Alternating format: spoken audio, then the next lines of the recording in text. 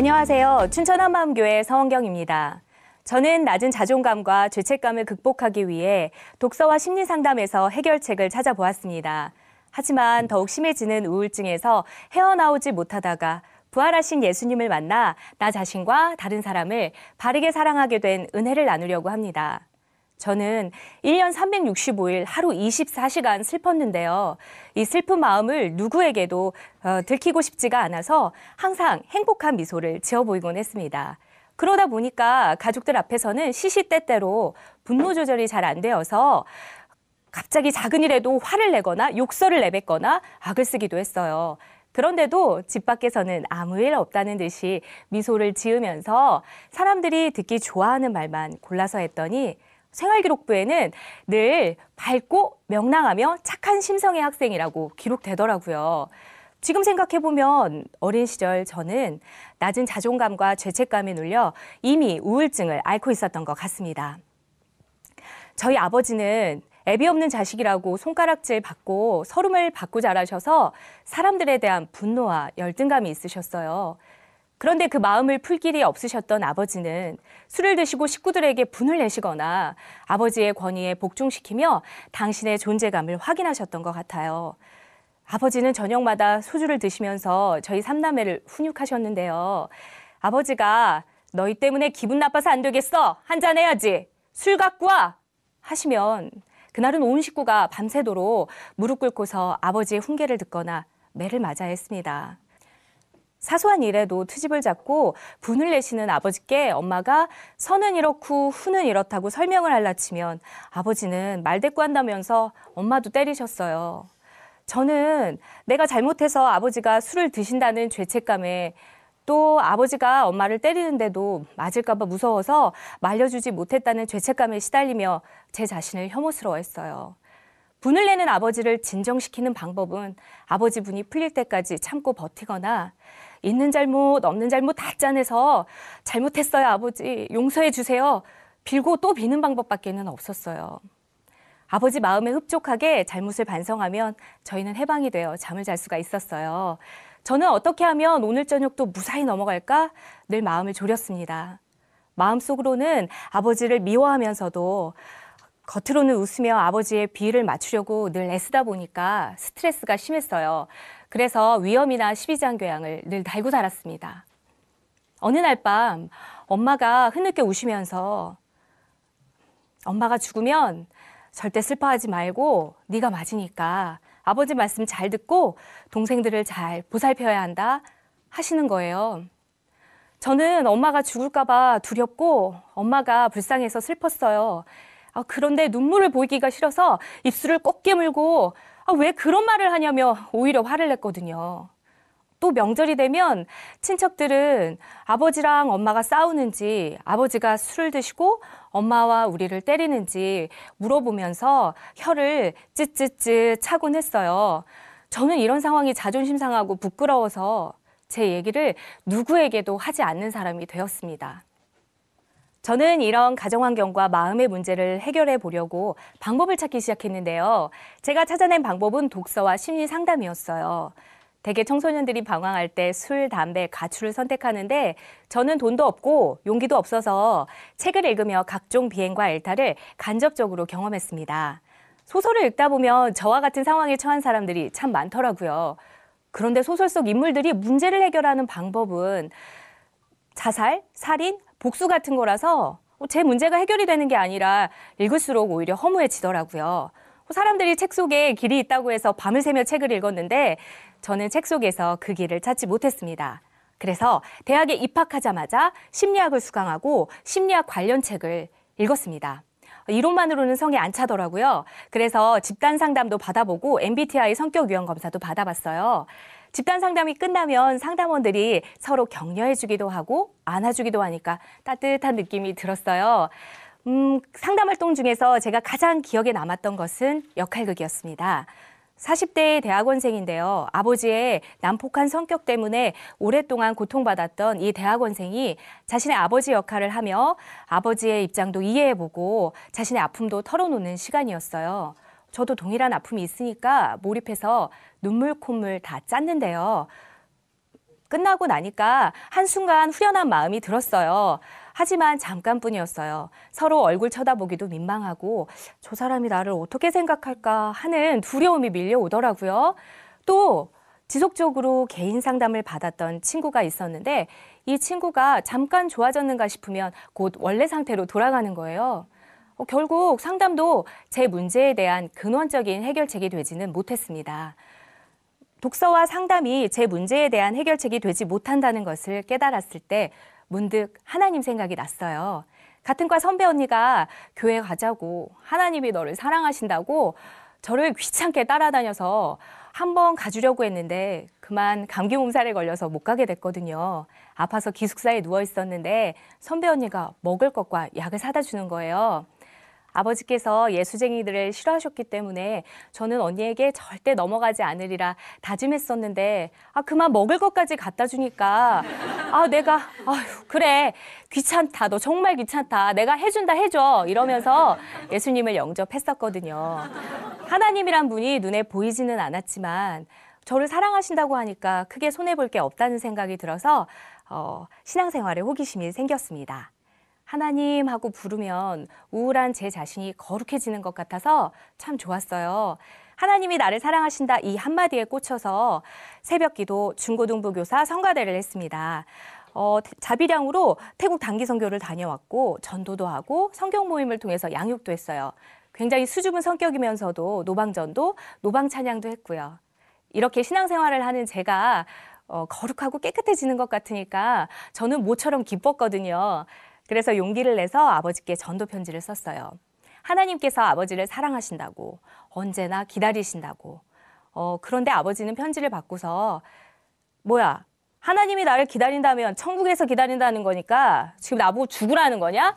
하셨어요. 또 둘째 동생에게 예수님 영접하라고 했더니 싫은데? 누나가 하나님 믿는다면서 하나도 안 변했는데 내가 왜 믿어? 누나 때문에 영접하기 싫어? 하는 거예요. 저는 입술로만 예수님을 믿는다고 했지 전혀 변화되지 않았기 때문에 더 이상 전도할 용기가 나지 않더라고요. 졸업을 앞두고 임용시험에 대한 두려움이 밀려오니까 도서관에 앉아서 공부하는 친구들이 저보다 더 대단해 보였어요. 떨어지면 어떻게 하나 하는 불안감이 드니까 신앙생활에 대부분의 시간을 투자했던 것이 후회됐습니다. 하나님은 눈에 보이지가 않는데 임용시험은 눈에 보이잖아요. 결혼, 직장 같은 것이 더 중요해 보이니까 제 신앙생활에 대한 열심은 점점 식어갔어요. 핑계는 교회와 예수님을 싫어하시던 아버지께 순종해야 가정에 평화가 온다는 거였죠. 그래서 대학 졸업과 동시에 짧은 신앙생활을 청산했습니다. 사회 나가면 대학 때 뜨거웠던 믿음도 다 아름다운 추억이 되는 거지 뭐. 그래도 내가 하나님을 안 믿는 건 아니잖아? 하면서 위안 삼고는 했어요. 그런데 아들을 출산하고 나서 건강이 회복되지 않으니까 산후 우울증이 찾아왔어요. 몸이 건강할 때는 우울해도 감정을 억누르면서 미소 지을 수가 있었는데 건강이 나빠지니까 산후 우울증은 이겨내기가 힘들었어요. 밤마다 잠 못 들면서 내가 이대로 죽으면 우리 아들을 누구에게 맡기지? 쓸데없는 걱정으로 살이 점점 빠지기 시작했어요. 아기가 배고프다고 울어도 수유도 안 하고 멍하니 누워서 눈물만 줄줄 흘리면서 반쯤 정신 나간 사람처럼 살았어요. 그러다가 춘천 한마음교회에 다니던 막내 동생에게 다시 복음을 듣게 됐어요. 처음 동생들에게 먼저 전도를 한 건 저였는데요. 동생을 통해 다시 복음을 듣게 된 거예요. 처음 동생이 예수님께서 부활하셨다는 말씀을 했을 때는 그거 나도 아는데 생각했어요.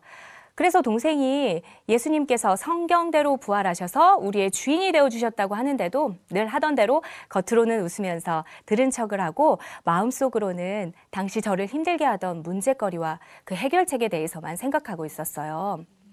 하지만 동생은 제가 듣든지 안 듣든지 계속해서 누나, 예수님이 부활하셔서 지금도 살아계셔. 예수님의 부활로 모든 사람에게 믿을 만한 증거를 주셨는데도 믿지 않는 것이 죄야. 이 죄를 회개하고 예수님을 마음의 주인으로 믿어야 해. 예수님이 누나의 주인이셔 하는 거예요. 처음에는 복음을 전하는 동생의 모습이 강한 확신과 기쁨에 가득 차 있어서 놀랐고요. 또 자꾸 듣다 보니까 부활하신 분이 나의 주인이라는 말씀에 또 한 번 놀라서 제 작은 가슴에 큰 지진이 일어나는 것 같았어요. 뭔가 나를 간섭하고 구속할 것 같은 답답한 느낌이 들어서 주인이란 말을 참 싫어했었거든요. 그런데 그날은 예수님을 영접할 때 보았던 마음의 보좌 그림이 생각나는 거예요. 한쪽은 마음의 보좌에 자기가 앉아 있고 예수님은 바닥에 내려와 계시고요. 다른 한쪽은 마음의 보좌에 예수님이 앉아 계시고 나는 바닥에 내려와 있는 그림인데요. 제가 예수님을 영접할 때 분명히 입술로는 마음의 보좌에 예수님이 앉아 계신 그림처럼 살겠다고 선택했었거든요. 그런데 제 삶을 돌아보니까 마음의 보좌에 제가 주인 되어 앉아 있었던 거예요. 제가 그토록 우울했던 것은 아버지 탓도 아니고 무정한 하나님 탓도 아니었어요. 이걸 알게 되니까 마음이 급해졌어요. 이제 어떻게 하지? 그동안 막내 동생이 새벽마다 기도하며 너무나 간곡하게 춘천에 한 번만 오라고 했지만 저는 들은 척도 안 했거든요. 근데 복음을 듣고 나니까 동생의 부탁을 들어주고 싶더라고요. 그래서 저는 젖먹이를 들쳐업고 충주에서 친정엄마와 함께 버스를 타고 갔어요. 처음 한마음교회에 갔는데 우사를 개조해서 만든 나직한 교회 모습과 목사님의 투박한 설교 그리고 성도님들의 기쁜 모습이 눈에 들어왔어요. 제가 낮은 자존감과 우울증 때문에 사람들 눈을 잘 못 쳐다봤지만 사실 슬쩍슬쩍 곁눈질로 다 봤거든요. 집에 돌아와 마태복음을 보던 중 귀신 들린 딸을 살려달라고 부르짖던 가나안 여자의 고백이 제 마음에서 떠나질 않았어요. 저는 절박한 심정으로 주여 올소이다마는 개들도 제 주인의 상에서 떨어지는 부스러기를 주워 먹나이다. 고백하고 또 고백했어요. 제가 겉으로는 항상 미소를 짓고 있지만 이미 제 마음속은 원망, 분노, 우울로 썩은 시궁창 같았기 때문에 정말 살고 싶었어요. 나는 그동안 입으로만 주여 주여 한 자인데 감히 내가 이 사람들과 함께 할 수 있을까? 정말 하나님께서 허락하신다면 이 교회에서 내 주인의 상에서 떨어지는 부스럭이라도 주워 먹는 자가 되고 싶다. 이렇게 제 마음이 낮아지니까 말씀이 들리기 시작했어요.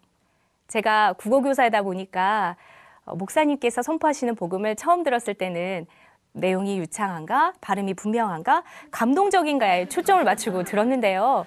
자꾸 듣다 보니까 내용이 유창하지도 않고 감동적이지도 않은데 목사님이 예수님께서 부활하셨다 하실 때마다 왜 마음속 깊이 파고드는지 정말 알 수가 없었어요. 그리고 무엇보다도 목사님이 목회를 하시는 동안 성도들에게 열심히 기도시키고 열심히 회개시키고 열심히 말씀을 가르쳐도 왜 사람이 변하지 않을까를 고민하셨다고 고백하셨거든요. 마음의 주인이 바뀌지 않는 한 사람이 절대로 변할 수가 없다고 하시는데 제 마음은 완전히 무장해제됐습니다. 야, 저 목사님 보기와는 다르게 정말 똑똑하시다. 저런 걸 어떻게 하셨을까 생각했어요.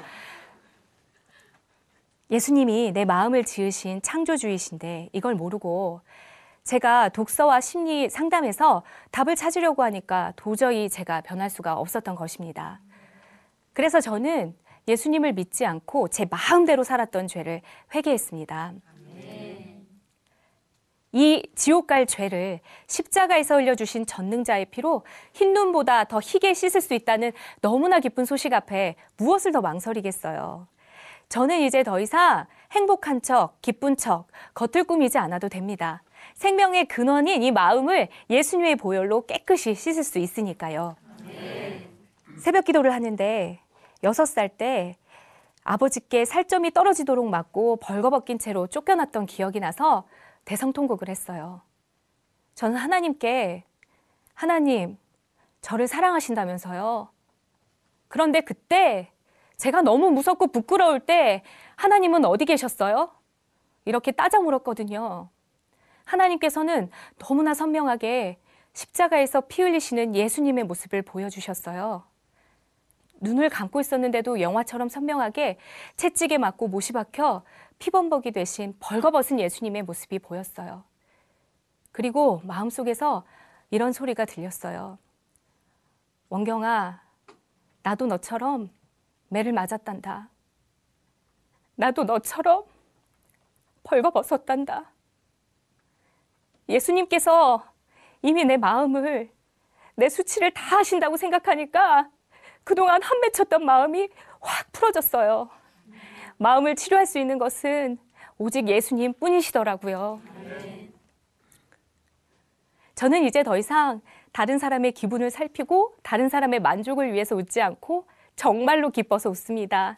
겉과 속이 같은 사람이 되었고 내면의 모든 상처가 끝이 나고 건강한 새 사람이 되었습니다. 사람이 변한다고 해도 정말 뼛속까지 변해야 가족들이 인정해 줄 수가 있잖아요. 변화되지 않는 누나 모습 때문에 하나님을 믿지 못하겠다던 둘째 동생이 지금은 누나가 하나님 말씀이 진리라고 믿으니까 사람들 말에 좌지우지되지 않고 중심이 딱 서 있다고 칭찬해 줍니다. 또 옳게도 제가 말씀으로 아이들과 교제해주면 아이들이 잘 받아들인다고 해요. 4살짜리 조카가 밤이 되면 무서워해서요. 제가 너의 주인이신 예수님이 이 밤도 만드신 거라고 말해준 적이 있었거든요. 조카가 이걸 기억하고 엄마, 깜깜한 밤은 하나님이 우리를 무섭게 하신 게 아니라 코 자라고 만드신 거야 한다는 거예요. 네. 다른 엄마들은 역할극을 한다든지 요정이 나타난다든지 하는데 4살짜리 아이가 저와 이야기한 것을 기억하고 두려움이 떠나갔다고 올케가 기뻐했어요. 저희 주인이 바뀌니까 어린아이와 나눈 짧은 대화에도 성령님께서 역사하셨습니다. 그리고 무엇보다도 아버지와의 관계가 회복이 되었어요. 전에는 마음속으로 아버지를 미워했었거든요. 그런데 예수님께서 마음으로 미워하는 것도 살인이라고 하셨기 때문에 저는 회개했습니다. 그러자 마음에서 미움이 딱 끊어졌어요. 아버지께서 우리 가족을 힘들게 하신 것은 아버지가 예수님을 마음의 주인으로 믿지 않았기 때문이었어요. 이걸 알게 되니까 이제는 아버지를 위해 기도하며 진심으로 섬기게 되었습니다. 지금은 교사로서 제 모습도 이전과는 달라졌어요. 전에는 규칙을 잘 지키고 유순한 아이들은 예뻐 보이고 반항하거나 부정응하는 학생들은 마음속으로 미워했었거든요. 그런데 지금은 서원경 선생님 하면 학생들에게 차별하지 않는 선생님이라는 칭찬을 듣습니다. 또 저처럼 겉으로는 웃고 있어도 마음으로는 울고 있는 학생이 분명히 있을 것이기 때문에 학교에서 만나는 모든 아이들에게 예수님께서 부활하셨다고 선포합니다. 그래서 제가 가르치지 않는 아이들도 복도에서 저를 만나면 예수님 선생님, 예수님 사랑 합니다. 얼마 전에는요, 졸업한 학생에게 이런 문자를 받았어요. 잘 지내고 계시죠? 선생님, 지금에서야 말씀드리지만 선생님은 진심으로 제게 다가와 주시고 제 얘기를 들어주셨던 제 중학교 시절의 최고의 선생님이셨어요. 이런 문자를 받고 칭찬을 받으니까 너무 감사하고 기뻤어요. 또 생활 지도를 할 때에도 문제를 일으키는 학생들을 위해서 기도하며 복음을 전합니다. 몇 달째 가출을 해서 실종 신고까지 되었던 한 학생이 있었어요. 그 무렵 납치, 장기 매매와 관련된 뉴스가 연일 보도되고 있었기 때문에 저는 하나님께 하나님 아버지, 이 아이를 위해서 기도하지 못했던 것을 회개합니다. 이 아이가 어디서 무엇을 하고 있더라도 꼭 살려만 주세요. 살려주시면 제가 꼭 복음을 전하겠습니다. 이렇게 기도했어요. 하나님께서는 제 기도를 들으셨습니다. 얼마 뒤 이 학생이 돌아와서요, 학부모님과 함께 복음을 들었고요. 학교에 오기를 너무나 싫어하면서도 졸업하겠다는 저와의 약속을 지키기 위해 열심히 출석하고 고등학교에도 합격했습니다. 또 아이들이 담배를 피거나 물건을 훔쳐도 저런 나쁜 놈 하면서 낙인 찍지 않고 복음을 전합니다. 하나님께서 보시기에는 그 아이들도 다 사랑하는 자녀이고 잃어버린 양이기 때문입니다. 우울증으로 죽은 것과 다름없던 제가 다시 일어설 수 있었던 것은 오직 예수님의 부활 때문이었습니다. 역사 속에 너무나 확실하게 예수님께서 부활하셨다는 사건을 기록해 놓으셨기 때문에 오늘 내 감정, 내 느낌이 흔들릴지라도 하나님의 존재가 흔들릴 수는 없었어요. 저는 독서와 심리상담을 아무리 해보아도 변하지 않았지만 복음으로 내면의 모든 상처가 끝이 나고 건강한 새 사람이 되었습니다. 저를 살린 이 복음을 있는 곳에서 충성을 다해서 전하겠습니다. 감사합니다.